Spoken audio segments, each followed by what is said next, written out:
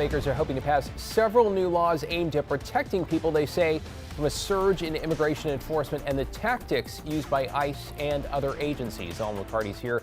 And Alma, one of these proposals would allow Oregonians to sue under certain circumstances. Yeah, David, that is one of the bills that lawmakers plan to introduce during this short session, which is really just 3 weeks away. They're limited not only on time, but on the number of bills they can introduce.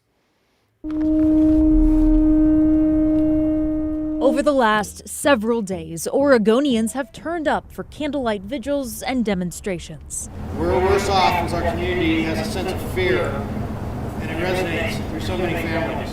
Speaking out against ICE and an apparent escalation in actions from federal agents. I've been getting a lot of calls from people that feel unsafe and that are wondering what their legislators are doing to protect them. Representative Leslie Munoz is taking these concerns to the state capitol and planning to introduce what she calls the Protect Your Door Act.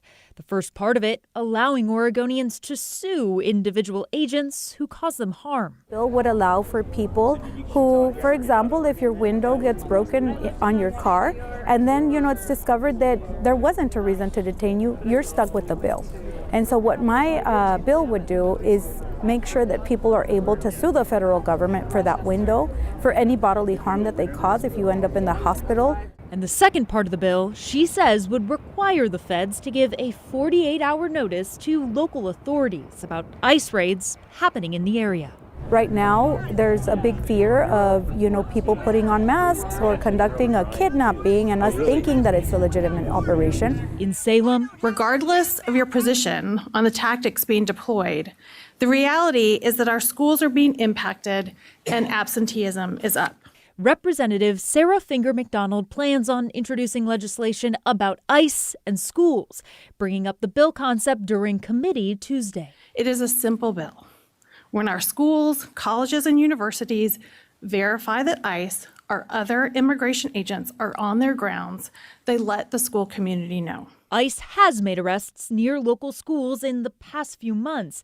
And in at least one case, an ICE agent was asked to leave school grounds after telling administrators they were conducting surveillance. There was a long-standing policy that immigration agents would not target sensitive locations like schools, but that policy has been discarded. In prior coverage, the Department of Homeland Security has told us, quote, ICE is not conducting enforcement operations at or raiding schools, but said the administration would not tie an officer's hands if they needed to make an arrest on campus. Tomorrow morning, Democratic lawmakers will hold a press conference to release more information, a comprehensive agenda when it comes to immigration enforcement and state autonomy. David? Now, a lot to keep an eye on. Thanks, Alma. Appreciate it.